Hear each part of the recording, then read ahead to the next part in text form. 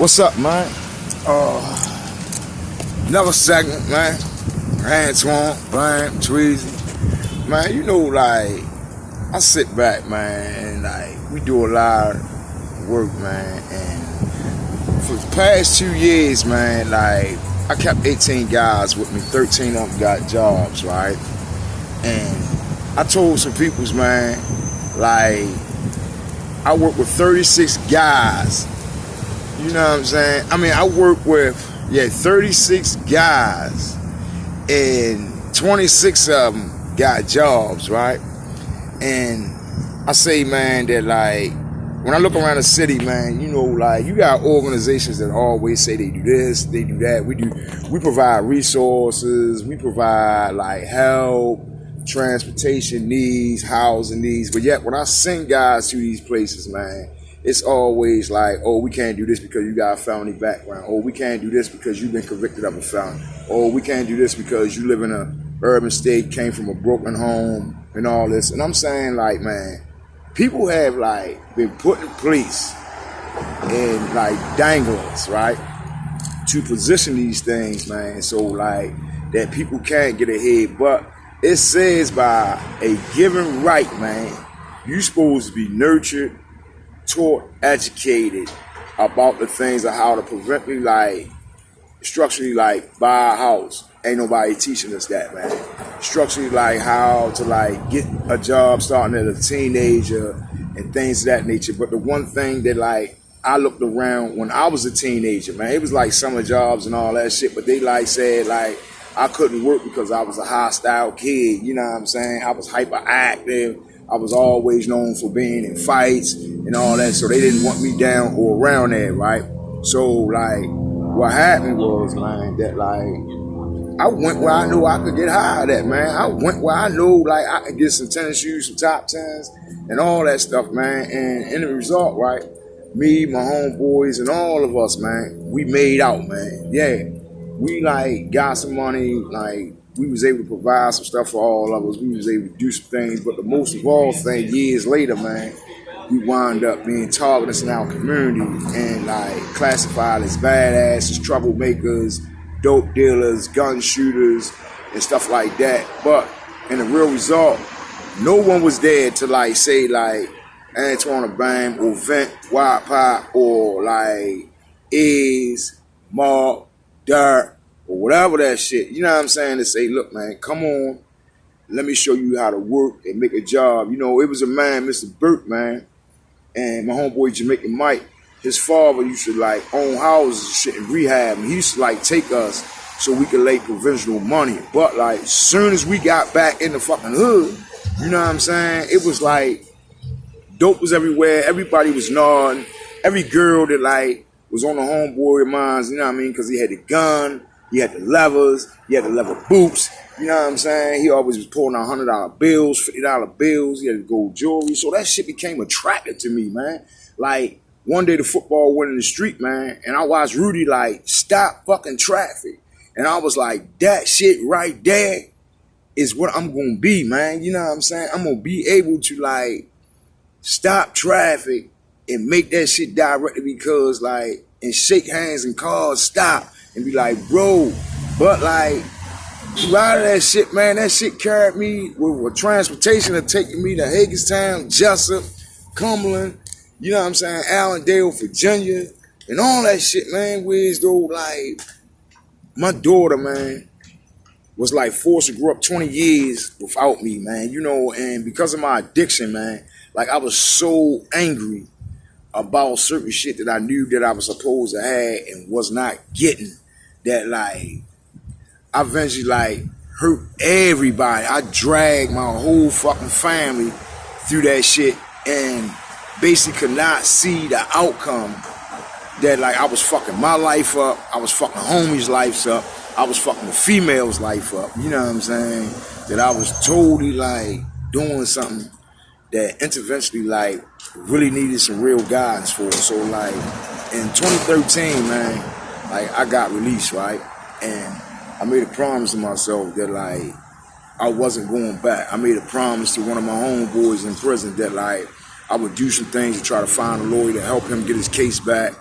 I did some things when I came home, man, that I seen so many youngins caught up that didn't need to be caught up, man. And basically, like, dudes was being called OGs in the hood, but yet they was giving them straps and they was giving them packs and they was telling them, like, so as you got the pack and the gun, you protect the pack, and I don't care who it is that tries to take something from you. You murder them. And I was like, bro, that's the wrong shit to tell that kid, man, because the fact is, you tell that kid that, man, that's what he's gonna do, man. And as time went on, man, I watched like so much money being fluctuated to lock us up, man. So much money being fluctuated to like tear down buildings and tear down communities and then revitalize them and put up gated shit and then say to like, y'all can't be around here, man.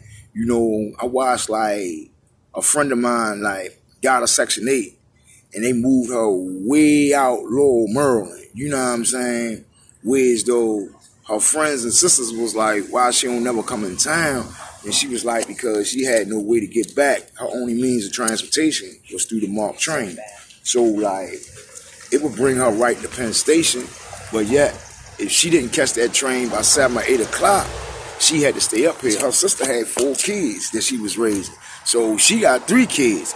She couldn't like leave and stay there with them, you know what I'm saying? Because now it came a conflict. You staying here, your children eating this, they eating that, my kids ain't got this. And they came into a like serious like separational beef, man. And I said like, this shit is like genocide, separation, degradation.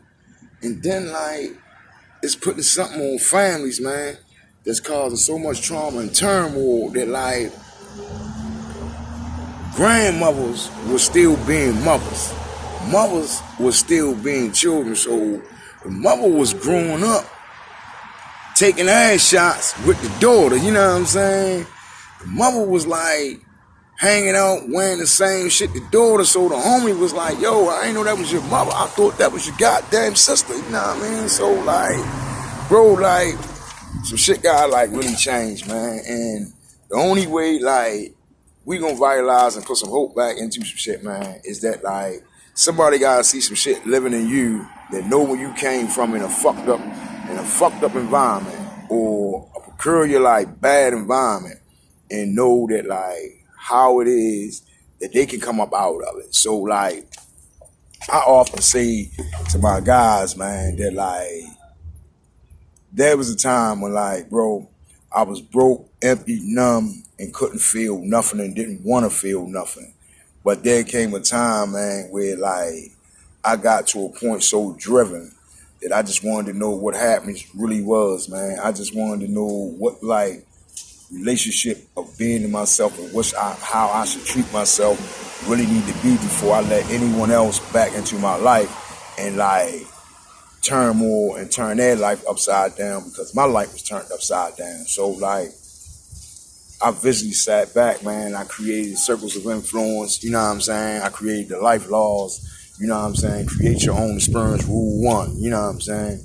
Rule 2, know why you doing something, know what you doing it for, and is it for a payoff or is it for an outcome or benefit to help you? You know, rule 3, you know, having a mere idea of the experience that you're creating and knowing the people that is totally affecting and how it gives a shadow of hope to give them a reason to do the same thing.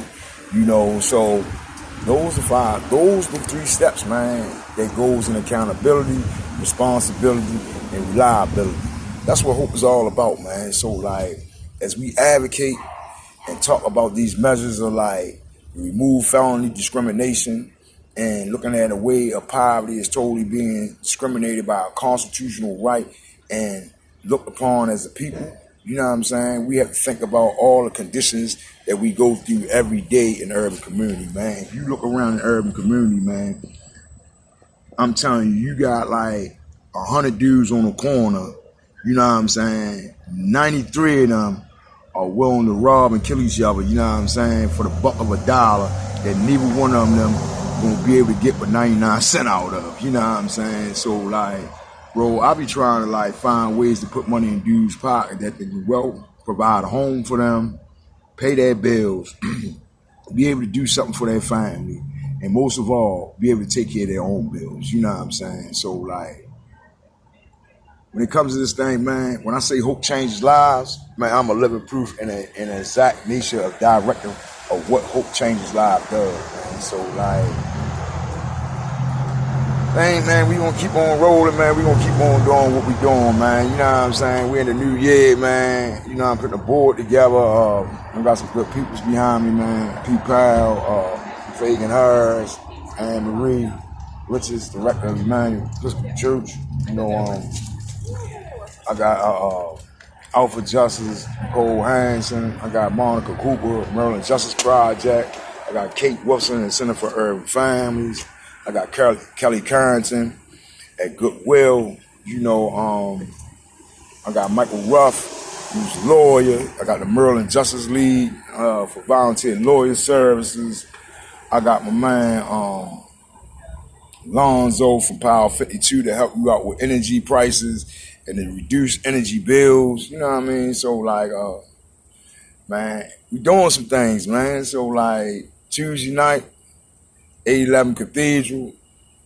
Come get you something to eat, man. You know what I mean? I don't be feeding no people no bullshit, no throw-togethers. You know, we had pizza and chicken, but also sometimes, man, we put some meatballs, green peppers, and all that little shit together. We create some own menus, man, our shit, because we like really trying to like do something to eat healthier. Patty Latin from Lag Mason. I truly like thank you for lunch last week, man.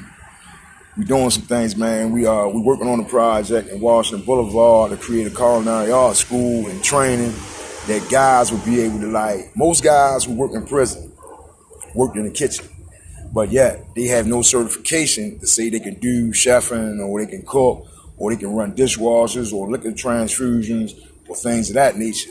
So like we created something that basically for 2020 and 2021 to be opened up to be able to like train guys, teach guys, give them their certification, give them their culinary art training, let them open and run a restaurant. You know what I mean? Take your management skills that you use from running the block, pushing packs, carrying guns, becoming a waiter, a security guard, a manager, a server. You know what I'm saying? Even a chef and a cook, man. So like, becoming broke. You know what I mean? Up Prince. Producing and helping partnership, man. We great do this like print t-shirt thing, Hope Baltimore, Hope Change Lives, you know what I'm saying? So I hope everybody support and help me, man, because each shirt that receives a sale for $15, you know what I'm saying, it costs $20 to provide a bus pass.